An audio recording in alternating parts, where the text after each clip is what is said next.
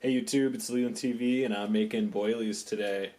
And yeah, just getting right into it. I'm going to be making pineapple boilies for carp.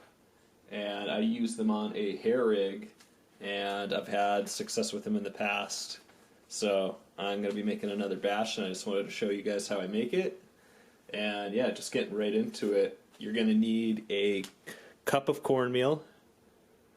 1 cup of cornmeal you're going to need 1 cup of flour. You're going to need half a cup of sugar. You're going to need 1 box of whatever Jello you want to use. For this recipe I'm using, they're going to be pineapple boilies, so I use pineapple Jello. You're going to want to use some kind of food coloring to match whatever type flavor you're going to be using. You get 2 eggs and some sort of liquid or soda to mix it all together with. And you're going to need something that's not water. You want to use like a sweet beverage or something like that. You can use apple juice, you could use a soda, yeah, just something like that. But yeah, those are the basic ingredients. Okay, so additionally, some items you might want to make boilies. You're going to need a mixing bowl, and you're going to need a measuring cup. This one is a 1 cup measuring cup. Going to need something to lay the boilies out on after you make them, after you are finished boiling them. And all this is just a rag and a colander. And I like using a container to put the eggs into and the food coloring into and some of the liquid into just before adding it into the dry mix. So any like little plastic cup or mug will do. Oh, and also another really helpful item is just to write down your recipe. So here's the recipe that I use for this one. If you want to pause the video, that's basically it. And another thing I forgot to mention is you can use latex gloves when you roll the boilie ball up, and it kind of saves your hand from having to wash them all the time while you make them, because they will get kind of like sticky, and you'll see. I'll try to give you a good idea of what that looks like, but yeah. Okay, so once you get your dry mixed together, this is what it's going to look like. And yeah, pretty self-explanatory.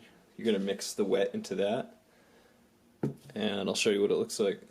Okay, so we got our liquid mix right here, and it's 2 eggs and food coloring.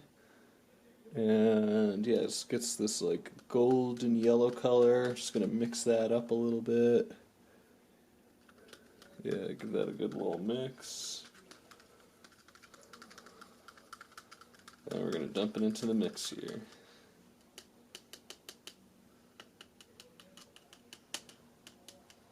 Oh yeah.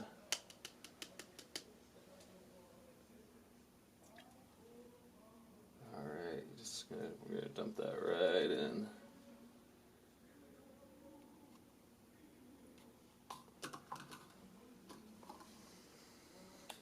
Okay. Okay.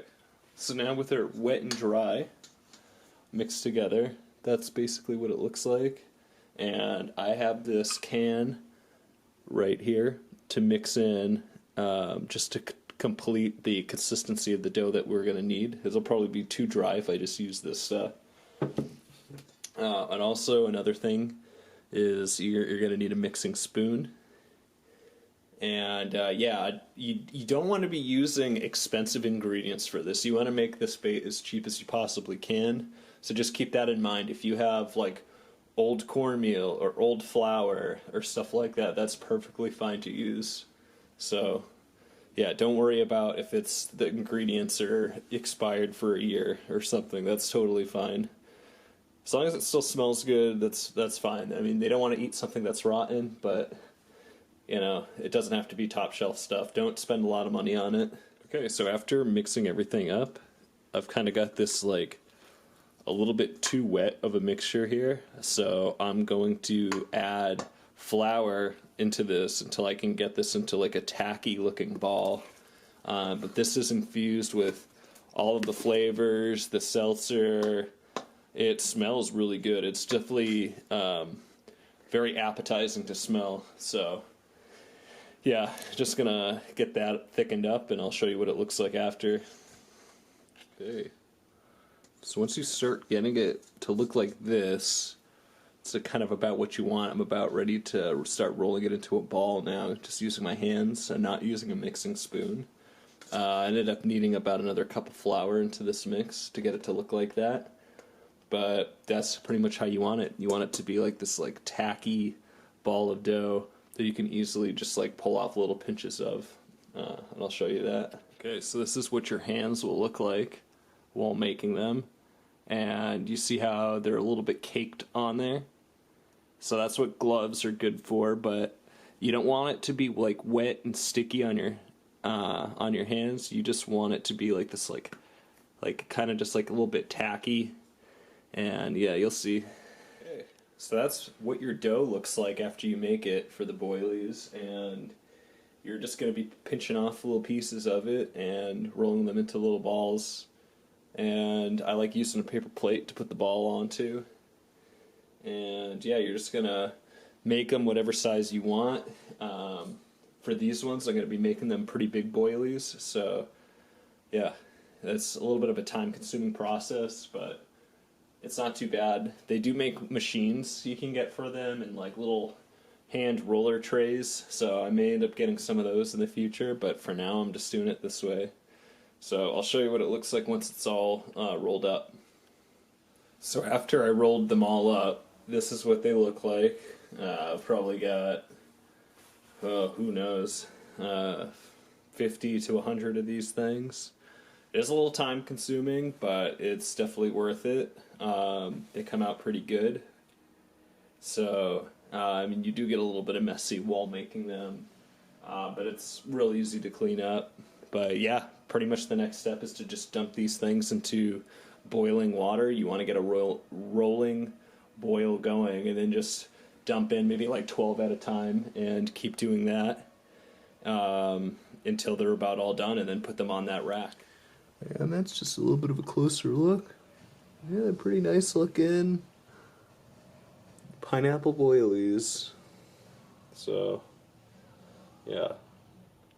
Show you what they look like while they're boiling. Just gave them a little stir, and they should be floating up any second now. You're just going to keep an eye for them floating up. Take them out, and we're just going to put them into the drying. Okay, see how they're doing this? See how they are kind of floating up to the top like that? Okay, so after they're taken out, that's what they look like. And I may need to set up a new drying arrangement, because I got more probably than what this will fit, but for now this is pretty good. So yeah, just going to let these things dry, and they'll get like a little bit of like a, kind of like a film layer on them that'll, it'll fall off in the rag before they dry out and become like cracker dry, or they get like this like skin on them. So yeah, I'll report back. Okay, so I switched containers to dry the boilies out in, and I got a pan now with the rag at the bottom there, and these things are just gonna dry out, and yeah, I'll let you know when they're all dried out.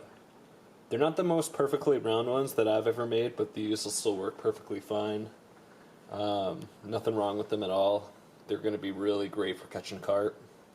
Okay, so I just wanted to show what the final product looks like. I've got those pineapple boilies I just made drying out. They're going to take like a day or two probably to dry out before I put them in the freezer, bag them up. But yeah, pretty much that's the name of the game. You just gotta put them in the freezer. They will go bad in the fridge if you just leave them in there, or if you leave them out. But yeah, these are some strawberry boilies that I made that I've had luck with. And yeah, the pineapple ones will get a similar bag and label, and yeah, just we have a ton of them to use whenever, and they last forever too. Like, One of these bags will last like 6 months. But also in terms of like a hook bait, I've caught 2 on one single boilie, 2 big carp on one single boilie, and the bait should last a long time, and you have enough to throw out there for chum also. But yeah, thanks for watching, and if you found this helpful to you, hit that like button, please subscribe, and yeah, thanks again for watching.